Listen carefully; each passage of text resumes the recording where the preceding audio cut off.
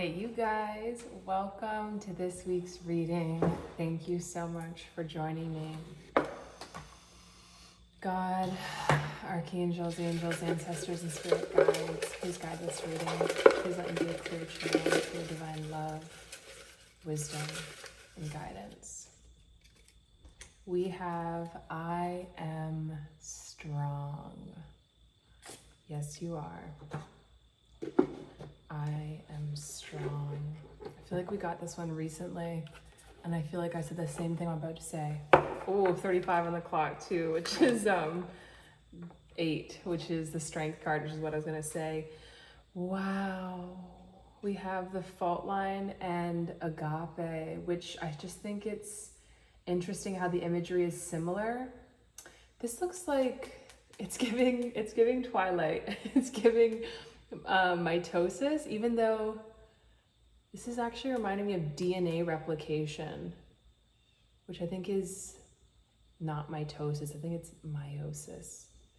I don't know, science. I'm hearing something about gene replication though, genetic replication, as well as like something with DNA coding. I mean, on the darkest side, this is giving me like a diagnosis. And on the brightest side, it's like finding love for someone through separation or through some sort of disagreement. I'm also getting like pregnancy though as well. I think mitosis is the process by which plants reproduce, and my mouth doesn't feel like my own. One second.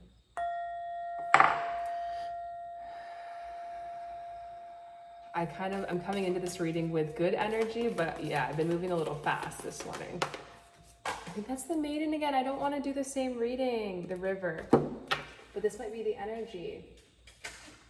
It is the maiden again. Did we not get this combination before? I am strong, or maybe I just said the strength card with the maiden came out because number 8, and we saw 35, which is 8. And I was also gonna say 3 is divine feminine, 5 is hierophant, which feels like, actually those are both Taurus energies. There's some sort of like, it's like being fixed around your desires, being committed to yourself. Something changing in the feminine archetype I'm hearing. I'm going to start with the astro cards. And number 8 is, it can be karmic. We're in an 8 year as well. So maybe this message needs to be reinforced. And there's something about how, reinforcing steel. It's like you bend it, you heat it up, then you bend it and you fold it back onto itself, like when you're making a blade. And so there's some sort of like you're honing this blade, which I guess could be a metaphor for communication, for your speech. But there's a process of breaking down and then folding over, and how in the breaking down process, in the rebuilding process, we are made stronger. But the initial breakdown, the initial weakening, the initial fault line is necessary. And I'm getting reborn energy with the maiden, being made new again, being made pure again. It's and the 8 is that infinity symbol. There is no end and there is no beginning. This feels significant, this watercolor bleeding. I'm getting bleeding heart energy now, but how the colors are bleeding into each other. There's something about, I can point this down more. Oh gosh, here we go again with the pointing down metaphor. And then seeing things, ooh, I'm getting triggered. There's definitely, karmic energy is here to stay, I'm hearing. And this could be very grounding. It's kind of like, no, I'm here again. And it's like, of course you're here. Where else are you gonna go? We have waning crescent, surrender, restore, reflection, intuition, stillness. Interesting, because we're actually in a waxing crescent, but what's really standing out is surrender. So there, oh, I heard like surrender your dignity, but then I also saw like a knight, like on his knee, like taking off his cap. I'm hearing chapeau, like in French. And there's an energy, oh, that just gave me a solar plexus pull.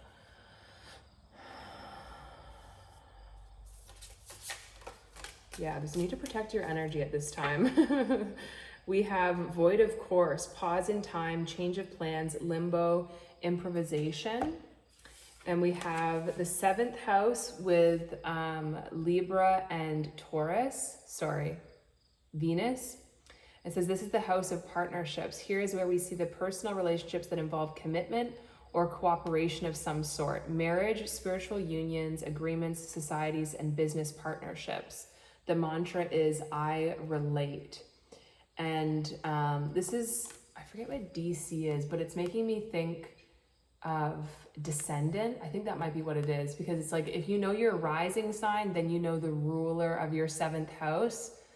For example, my rising sign is Scorpio, so the descendant is the opposite sign to Scorpio, which is Taurus. And something feels significant about that. It's like your rising sign is your physical appearance, your first impression. It's some people consider it like the most frivolous, and other people say it's the most important because it decides where all your houses are. But there's something about that relationship. I'm not going to push it because it will come out. And then we also have Leo and the sun, which feels like truth being revealed.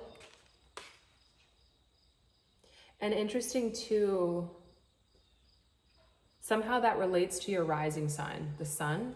It's like how you're seen, your public appearance. I'm getting like notoriety and fame. Like there could be more, you could be more exposed at this time, which, I mean, it's Virgo season, so it's not real time for, it's not going to feel comfortable to be exposed. And maybe this is why we have the mantra, I am strong. And maybe there's a need to like lean on or exactly. Okay. Maybe there's a need to lean on or rest in this innocent feminine archetype with the maiden. Interesting too how like the nipple looks similar to the sun, and we have like nipples on this card. And what is that? It's like a vestigial structure in men, but in females it's literally sustenance. And yeah, there is something about the feminine energy, like divine feminine energy upgrades in female bodies, but also in masculine bodies. Exactly. Okay, why I freaked out is because, well, one, it's the line, and number 3, but it's, that's exactly the relationship between the rising sign and your descendant, like I was talking about. It's like there's something with that relationship. It doesn't really say much, but it says extension. Interesting too, I have like my fake nails on, extension. There's something, and yeah, in reverse, it's separation. So you could be coming up to this point or this line, this fault line, where you're deciding what you're going to reach for, what you're going to extend yourself for, and where there's got to be a separation. And that's where you're, expressing your authenticity is the fastest way to remove unwanted entities, is what I heard, but also energies. It's like just by shining your light with this Leo energy, people are not going to have the ability to, the same ability to connect with you. And on the bottom of the deck, we have number 24 with progression of roots and evolution, which, yeah, there could be this cycling back to past cycles with all this 8 energy, and how I feel like we already got I am strong. Oh my gosh, we have the 3 of Cups too, which can be an energy of reconciliation. And number 8 with the maiden, there's a lot of energy of, you know, we've been around this merry-go-round before. And I forget where I was going with that, and I apologize. And I'm hearing that Akon song, Is It Too Late to Apologize? That's Akon, right? Too late. For the viewer, please, Spirit. Two of Pentacles, I knew this card was going to come out today. This energy of weighing your options and instability. Maybe feeling like there's choices, there's options. Maybe this level of feeling unsupported by life. My sciatic, oh, this card is so much more beautiful than I ever realized. That is nothing is insignificant. Oh, and then we have the Ace of Cups. What you see, how you see things, how you pull information into you is directly related to how you feel inside. And there's a correlation between allowing yourself to experience more pain and then being able to experience more pleasure. And look at how we have this figure 8 around the 2 Pentacles. But yeah, my sciatic nerve has been irritated again this week. I think because I'm sleeping on a different bed, but that it can be about the, like L5 is where I have issues, and that can be about, the lumbar region can be about, not feeling supported by life or not being supported by your literal bed. But this also is it Libra energy? It must be, because it's a 2. And the moon is in Libra today, which is ruled by Venus, but it's, wow, I've really forgotten these placements.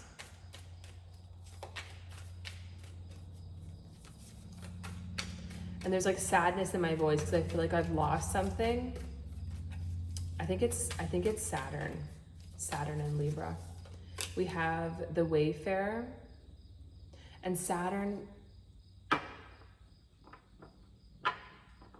Yeah, Saturn is linked with that number 2 and number 8. And it's choice and karma.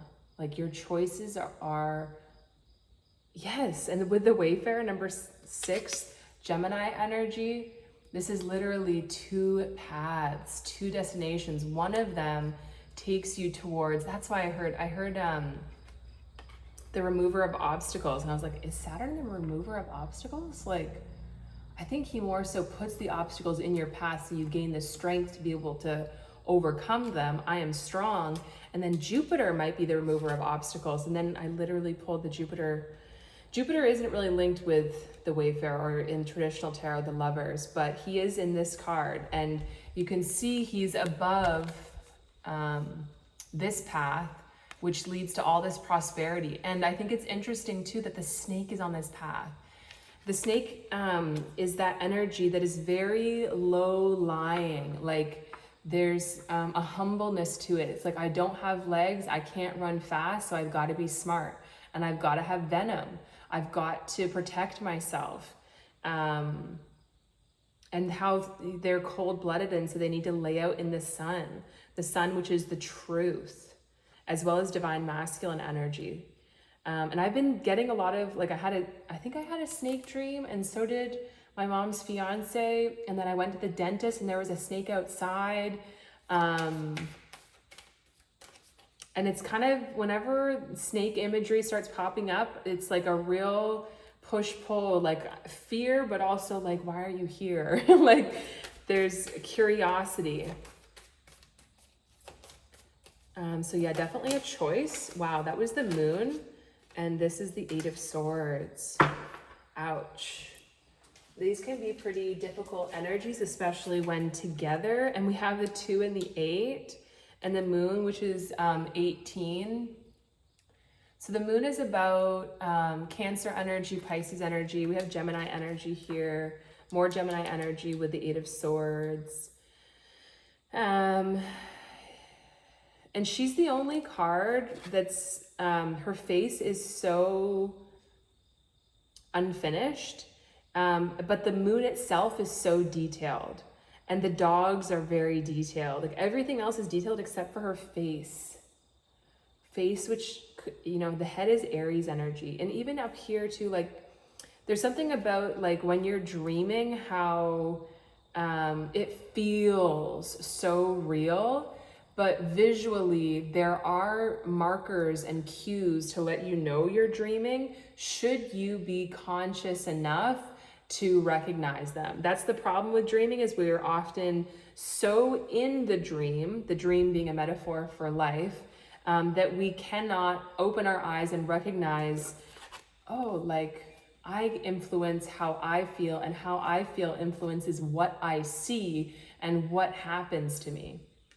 And that's why in the Eight of Swords, she's depicted with a blindfold over her, and she's covered in vines, and the vines are like this creeping anxiety that's climbing up her. It's very like the vines in Jumanji always really scared me.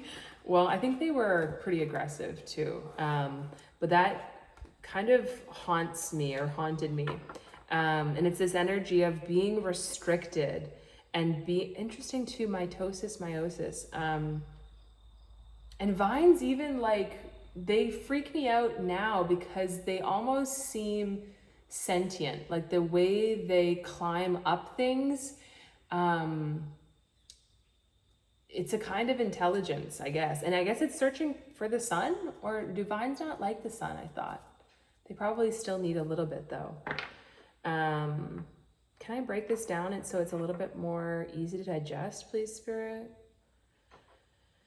I'm hearing you're integrating a higher truth. You're integrating a missing piece of yourself, and it's like up here, reaching up and right. So it's like soul star energy that is, yeah, it's going to make you reach. It's going to be like an extension of you. It's like a higher expression. We have the Nymph of Cups here, and with the Maiden, this could definitely be you choosing the higher path. Yes, of course, but it requires you to conquer your fears, or feel the fear. That's the feeling energy here, versus it's trusting what you feel rather than what you see. And then we have Chance with the Wheel of Fortune. This is more Jupiter energy, and that just made me break out like heat all down my spine, but mostly in the heart.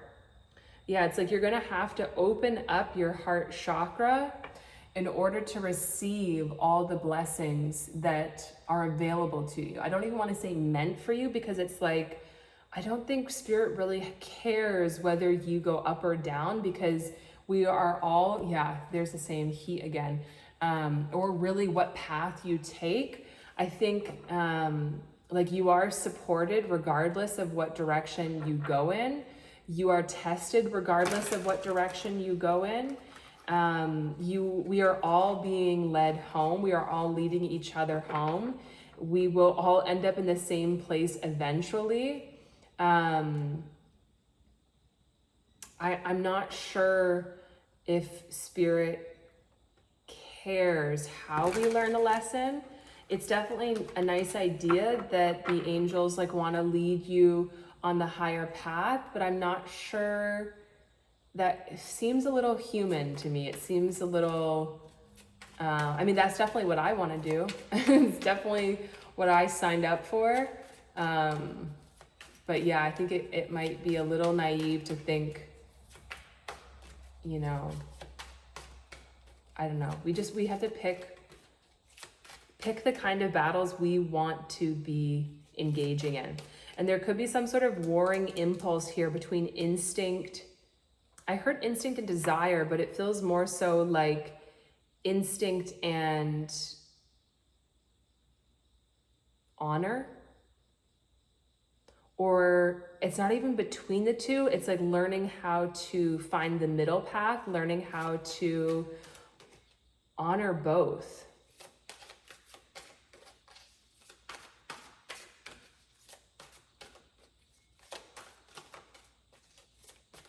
For the viewer, please, Spirit, a blind spot.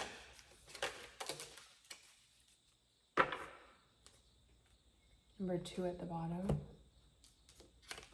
Number 19, the sun.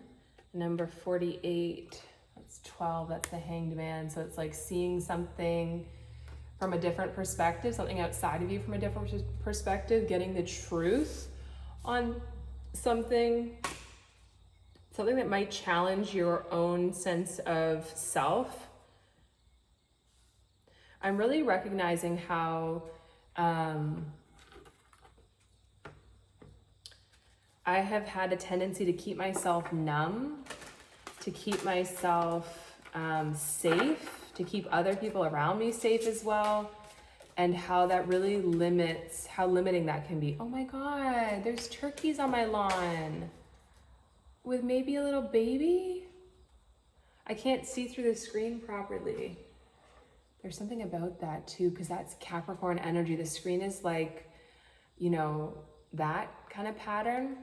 And that's what I mean with like keeping you safe. Oh, there's number 12 again. Ooh, and 21 poking out behind, 12, 21. Keep an eye out for those numbers. 21 is the end of a cycle. 12 is the Hanged Man, seeing things from a different perspective. We have kindness with fruit bat or flying fox. Yeah, it's like seeing the end of a cycle in a different way, which is what I was getting with that agape and fault line energy. And we have peacock. Number 39, I felt like more cards fell, but no, they did not. Prosperity and peacock. Another 12, isn't it? Yeah, it is. 12, 12, 12. Ooh, which is 333.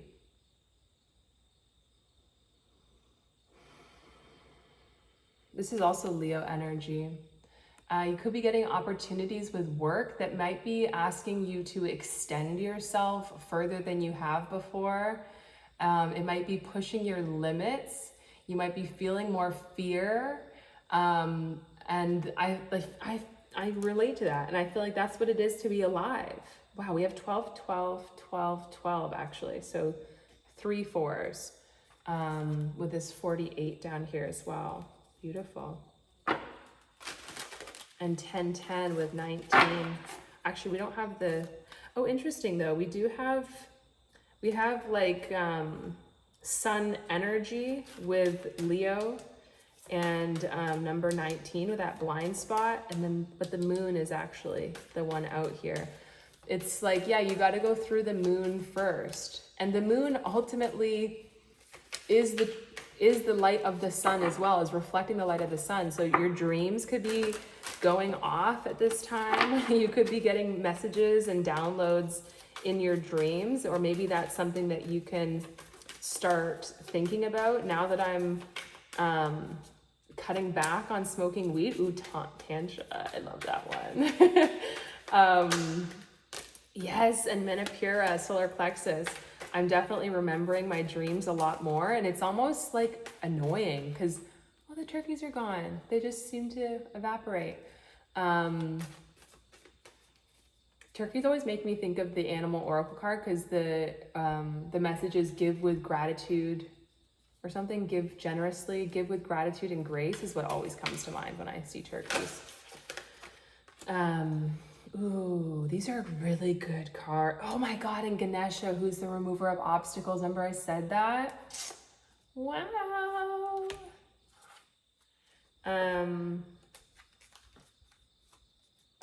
I just want to make sure I'm being grounded. So I was just looking around to see if there's earth, and there is some earth here with the 2 of Pentacles. Because sometimes like when things are too good, it's like, why? Oh my God, then I just put it down at 39, ivory, wish fulfilling crow. And I want to take it because there's another 39 here, but I can't. I need spirit to make it pop out for me. Yeah, there's so much in that. There's so much in everything, but I want to be able to communicate it. Like it's meaningless if you can't communicate it. Number 31. Shaktipat Seahorse. I like this card, but I forget. I haven't gotten a while. 39 did come out. We're taking it. These are all of my favorite cards. Oh my God. Yo, you're about to get blessed. So good. Wow. Should you leave enough room for it to come in. Should you find yourself deserving of it, should you be brave enough to keep breathing through your fears, should you recognize that you are strong enough to get up again and, as my friend told me this morning, to keep riding life. Ooh, we have O-I, like oi, like oink. O-I, oh my gosh, yes, look at all these vowels. Remember that the vowels are open energies, consonants are closed energies. So we have I-E-O-I, makes me think of like Old MacDonald, or like howling. No, not howling, yodeling. And, but now of course I'm hearing howling at the moon, trying to get to you. It also looks like Hawaiian. Makes you think of, yeah, Pele. And she's the goddess of like lava and volcanoes, I believe. Destruction. So yeah, there could be kind of this, well, we just had that Virgo new moon, which is like real clearing out energy, but we have P and C. I don't remember if I said that. So, ooh, we have pi, P-I-E-O-I-C. Oh, I see. Yes, you're going to be seeing things from a different perspective. Stop. And I have this real, like, there's a real push-pull here because it's like, no, I have to be grounded. Wait, this is so amazing. Wait, I don't deserve all this. But wait, it feels really good. It's beautiful. Let's see with a maiden. I feel like this is going to be depressing. Oh, interesting. We have the Venus symbol here too, just like we do on this card. So it says the maiden archetype, or sorry, the virgin, the princess, the innocent. The maiden archetype is the epitome of innocent arousal, naive sensuality, and precarious purity. She is compelling and addictive because of her flawless and youthful glow. She's the first archetype in the trifecta of Maiden Mother Crone, and rightfully so, because she has so much to learn. The maiden is perfectly positioned for trouble to come her way and subject her to a challenge that leads to the next phase of womanhood. She must grow up, yet hesitates at the threshold, enamored by the charms of youth. The maiden represents the side of us that is riveted and curious, drawn to shadowy forests, dark nights, and taking just one taste of poisonous fruit. Her magic is edgy and includes both shame and delight. Let yourself fall down the rabbit hole, young one. No, that sounds scary. This is on page 77 though, which that's the number of spirit. It's also the number of the crown chakra. Meditation could be helpful at this time. Definitely if you're experiencing this Eight of Swords energy, which is like cyclical ruminating thinking, not being able to see the way out, feeling really stuck, feeling like you're overthinking certain situations potentially. And it says, when light, curious, enchanting, sensual, full of vitality, when dark, pretends, projects, denies, fantasizes.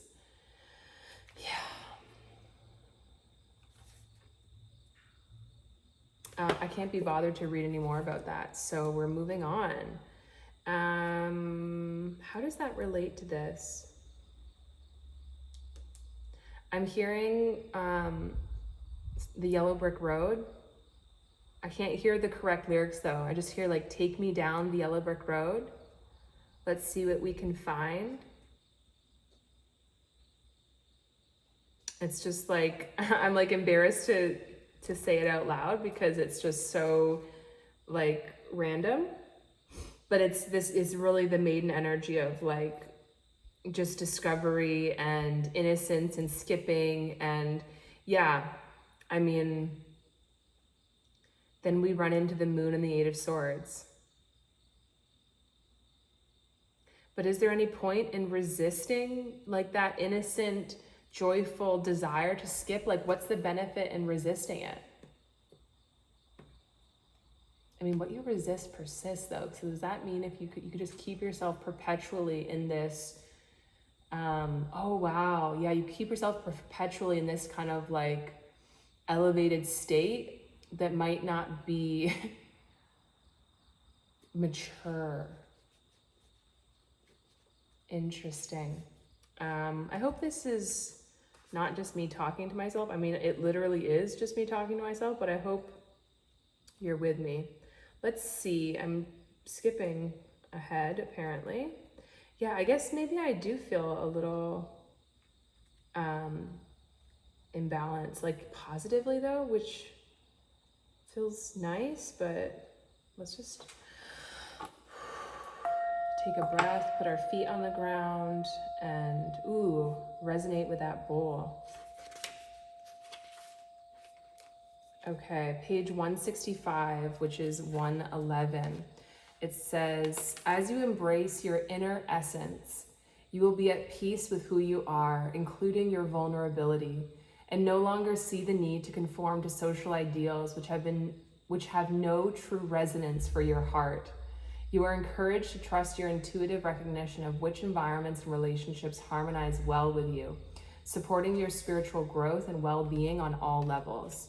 You have the innate capacity to manifest. Relax and you shall attract all you need. Volatile or overly restless seas compromise the well-being of the seahorse. Such intensity drains their energy, forcing them to go against their naturally gentle way of being. They thrive in environments that are calm and accommodate their slow, graceful movements. Rather than aggressively hunting, seahorses patiently wait until they... Interesting. Sorry, I'm just remembering how male seahorses are the ones that nurse the young, and how I was talking about nipples on men being vestigial structures. But then I was also wondering, I felt like I had heard something that men can lactate. I don't know. And how we're like nuts. How we're like reaching up and to the right, like into the masculine energy and getting like soul. There's something going on. I just heard there's something fishy going on. Yeah, I don't know. Sorry. And this energy, I feel like, is perfect. It says, rather than aggressively hunting, seahorses patiently wait until what they need comes their way, and then actively receive it. Seahorse has a relationship of commensalism with seagrass and coral. Commensalism is the medicine of connection, protection, and stabilization. In such a relationship, we receive what we need without being parasitic. Oh, that feels so good. We intelligently seek out sources that naturally support us, rather than attempting to manipulate someone or something to be other than what it is. In the case of the seahorse, as it hides from predators in the seagrass and steadies itself on coral, neither seagrass nor coral can be harmed. The symbiotic relationship of seahorse and its helpful friends reflects the supportive nature of the relationship between soul and spirit. Spirit will provide whatever support the soul requires to thrive. In Greek myth, the seahorse is, hippocampos, which translate like hippocampus, which is the part of the brain that is our memory, isn't it? Hippocampus. I think so. Which translates as horse of the sea, known both as steeds of the gods and as benevolent creatures who prevented sailors from drowning or becoming lost at sea. Seahorses are a symbol of protection. They are about outmaneuvering negative forces and bringing grace and peace.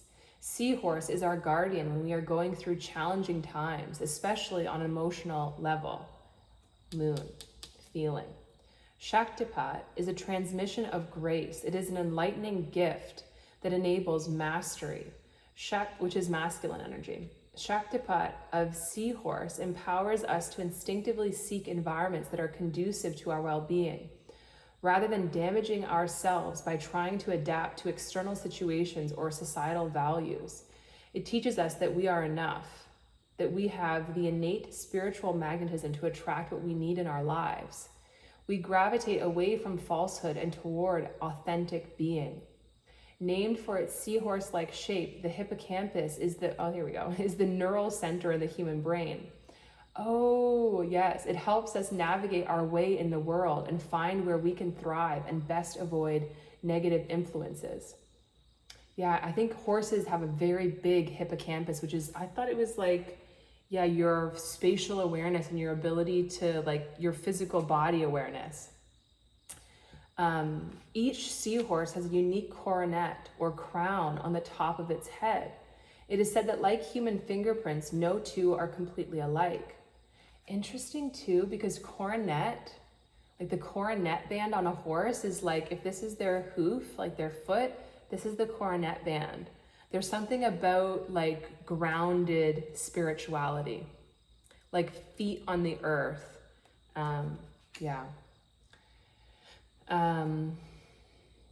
This oracle assures you that your path and what supports you will be unique. If you attempt to fit into social constructs or cliques that don't reflect your essence, you will weaken yourself and become more susceptible to negativity. You are encouraged to consider what is natural and best for you, to be honest and authentic, even in your vulnerability. And I'm feeling burning in my solar plexus. It is only from that place that you can respond appropriately. When you are in your authenticity, much power and grace shall rally to support you. The world can seem unfriendly or unsupportive at times, but this oracle reassures you that as you honor who you are, you will naturally find friends and attract supportive assistance to obtain all you need to thrive. Yeah. I trust in the uniqueness, sacred beauty, higher purpose, and perfect inner potential that I am. I surrender into the unconditionally loving acceptance that Spirit has for me and heed the encouragement to be my true self. I do not need to adapt, compromise, or alter myself to be like anyone else. My true nature is divinely designed, and I seek to cast off ego concepts like tattered old clothes, standing peaceful, luminous, and unshackled in my own true nature. From that place of truth, I feel connected to my heart. I can easily attract all I desire from this place of authenticity and integrity. May all beings know such peace, comfort, and love.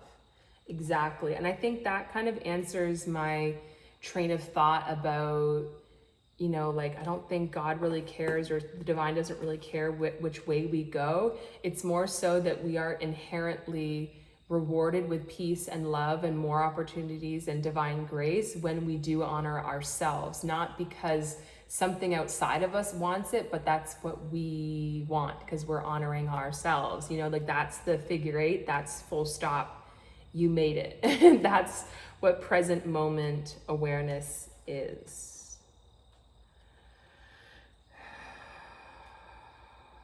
Beautiful. Let's see what number 19 is for the blind spot. Non-commitment. Okay, it says, if you have drawn this sigil, no matter whether or not you are admitting to it, and no matter even whether or not you are aware of it, you are not committed. Commitment is a state of dedication. It can be defined simply in this way. To commit to something is to give your energy to something. It is to put yourself into something. The more committed you are to something, the more of your energy and therefore yourself you put into that thing. If you sit with the idea of commitment for a minute, you might already be experiencing the awareness of where you are not committed, and potentially even of what exactly scares you so badly about commitment in this scenario at hand. If not, I want you to ask yourself, what is so scary about giving my energy to something or putting myself fully into something? Ask yourself this question in the context of the situation at hand. This is so good. And it's reminding me of the 3-8 energy that we were getting. Well, we have it right here again too. Sorry, not 3-8, 3-5, which was divine feminine, the Empress, Taurus energy, and then the Hierophant, more Taurus energy. And that's the energy of commitment. And it's like committing to your own feeling, committing to honoring your feeling, committing to meeting your own needs. Here is a hint. Most fears on this earth boil down to an intense fear that something will be lost. For example, even if your fear is that you will gain problems, the flip side of that fear is the fear that you will lose inner peace. Some people simply fear and therefore avoid commitment in general. The most common fear experienced by people who fear commitment is the fear of being trapped and therefore losing freedom. If you fear commitment, your fear has caused you to develop an addiction to the sweet security of escape. Decisions are the ultimate fear. We have 2 decision cards here. If you fear commitment in and of itself, you especially fear making decisions because you feel that by doing so, you will lose options. You fear making the wrong decision and being trapped with the potential consequences, especially losses of that choice. And this is your personal, subconscious definition of failure. If you are not committing, it is likely, this is on page 47, which is 11, a subconscious commitment in this situation. When it doesn't seem like we are committed, it simply means we are committed to something else. For example, a person may not seem committed to working on something because they may actually be committed to relaxing or committed to escape. We are usually operating according to a subconscious commitment when we say, I'll try instead of I will. This is because for people who are genuinely committed, they own their free will instead of leaving outcomes in the hands of other people or circumstances. We are always committing to something. Whether we are aware of what we are committed to or not is another thing. We often don't want to admit to our real commitment because it makes us feel like we are a bad person. If you have drawn this sigil, the only way to create any improvement in this situation is to become aware of what you are really committed to and either commit to what needs to be committed to in this situation or to clearly choose not to commit and communicate that to others. You cannot have one foot in and one foot out. Triggered. Yeah. Triggered. Wow. You cannot have one foot in and one foot out. But that, committing to yourself feels kind of like a cop-out. But it feels like the only way out. I don't know. I have to think about that more. 48, scarcity. If you have drawn this sigil, you are falling into scarcity thinking and is causing you to think, speak, and act in ways that do not benefit you or other people. It may cause you to make choices that are not the right ones. We are apt to jump on the first offer we get when we are desperate to sell. I feel immediately better. We take jobs we take jobs we hate when we need to pay the bills. If our family was poor, we tend to either hoard our money so as to avoid ever being without it when we really need it, or we never save our money for the long run because we feel our money will vanish or be taken away if we don't immediately spend it on something we want. We tend to believe that the perceived value of something is higher and of better quality when we think it is rare or difficult to acquire. We assume that someone is a better catch when they are taken. We also take people who are a bad catch when we assume that there is a scarcity of good catches out there. If we are desperate for money, we may act totally out of alignment with our integrity and commit a crime in order to get money. If you have drawn this sigil, look at the things you are thinking and saying and doing when you perceive there to be scarcity. If you have drawn this sigil, do anything you can to move into a perception of abundance instead of scarcity. This could mean move into a mentality of abundance in general in your life, or it could mean move into an abundance mentality relative to the specific situation at hand. What would you think, say, and do if you knew there were plenty of fish in the sea? The reality is your perception of scarcity is making you susceptible to manipulation. It is leading you closer and closer to a mistake. It is making you more and more a match to scarcity and a lack of abundance. Yes. I can't keep reading all this because I really have to pee again. I know I do this to myself, 4404. But I'm a hydrated woman, what can I say? But that felt really good. Those were so perfect for these energies of the Two of Pentacles, the Wayfarer, the Moon, the Eight of Swords. And I relate with Leo, like this is just so perfect. Thank you, Spirit. Let's continue and let's see. Manipura? Yeah, let's do it. Don't hear that. You don't need to bark back, don't worry. You're fine. Page 53, it says, you have come to a place where you know exactly who you are. Gone are the days of confusion and blurred lines between your truth and the expectations of others. You have grounded into your essence and built the foundation of your empowered self. You have let go of many friendships and relationships that were no longer serving you to get where you are, and it was all worth it. Now is your time to really go after what you want in life. What do you care about? What lights you up? How do you want to serve? Meditate on these questions and take action on what comes up. Exactly. I feel like even if you're not feeling that way, like maybe if you're feeling more this way, like it is easy to lose sight of who you are when the world is pulling you in a million directions. When the solar plexus is low, you feel unsure about what it is you really want. Like even if you're not feeling this way, it kind of gives you the vibration of what you're going towards, which I do feel like the message is, I am strong. Like tapping into that, basically like what kind of challenges are you willing to take on? Like I'm a pretty cautious person, but I choose to work with horses because the danger is worth it to me, but it really does make me stretch. And the longer I work with horses, I don't become, I mean, I have definitely at times my fear has like turned off, where I've been kind of like made numb to my circumstance, which wasn't good.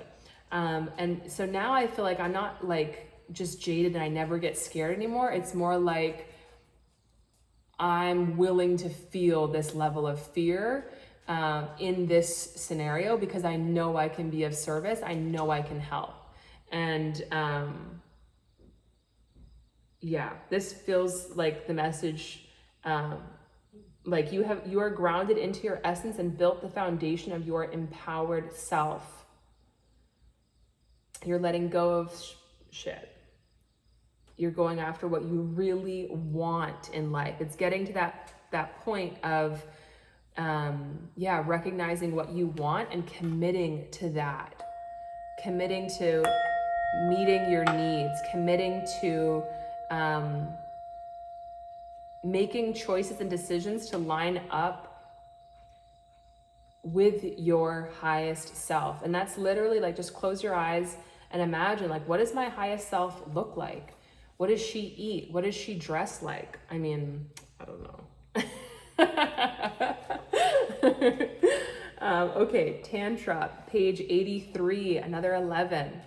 We're going to read the upright one as well. This is balance of masculine and feminine.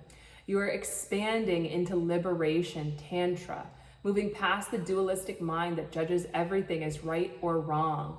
You are headed to the greater truth that comes from integration. The structured masculine and flowing feminine within you are merging, allowing you to move toward infinite consciousness. The mature masculine within you creates presence, focus, stillness, and determination. The mature feminine within you results in creativity, flow, movement, sensuality, and nurturing. Both genders require a balance of these two energies. Continue to invite in all aspects of yourself, your light, your shadows, your Shakti, your Shiva, your cognition, your intuition. Oh, beautiful. This whole reading is like a drink of water, just pleasant and healthy, and nothing, you don't have to resist or fear it because it's just good for you. This next one is really good too, if I can find it. I remember it always leaves me with a good feeling. That's like, yeah, it's reminding me, like, I thought it was the hippocampus, like memory, and it's like reminding me that, like, that saying, it's like you won't remember the exact words that someone says to you, but you'll remember how they made you feel. Yeah. Page 45, 9, it says subtle essence of health and well-being, peaceful and patience. It says, I'm going to read the reverse one because we're in Virgo season and it's all about getting healthy. So yeah, maybe this won't be a good feeling. Sorry. It says, but it feels like this seahorse energy, like it's like taking things slow, peaceful and patience. It says, has your personal health taken a back seat to other matters? This must change. The only way you can truly care for others is if you've taken care of yourself first. You must put on your air mask before you attend to the needs of others. Make time for sleep, cooking, meditating, and yoga. Though you may feel that you don't have time for these things, the truth is you won't have much time without them. Yeah, that was a little hard hitting, but Virgo season, baby. It's all about health. Oh my God, I just turned to the seahorse. It's a different book, but it says equality. It says seek equality in relationships, in particular intimate ones. You will attract what you resonate. You can decide your future. Hiding from our fears is rarely a good strategy. It is time to ensure that the domestic and emotional labor in your world is shared equally. Wow. But that's not the card I was looking for. That was card number 14, which is Temperance. Sagittarius energy, more Jupiter energy. And this is very Jupiter energy as well. Prosperity. It says prosperity is coming to you. A flow of abundance is on its way. Expect a new income stream. Clear the energy in your home or office. Do not be afraid of success. You can rise from difficult circumstances. Beautiful. I wish I could read more, but I just can't from that book. But we are going to read this last little bit of The Ivory Wish-Fulfilling Crow. I have chills all over. I can't tell if it's because I'm literally about to pee my pants or all this good energy coming in. Okay, it says, you can have what you truly want. Such knowledge helps soften and release fear, grasping, control, and doubt. Have confidence that the universe hears your prayers and is even now leading you into that which you seek.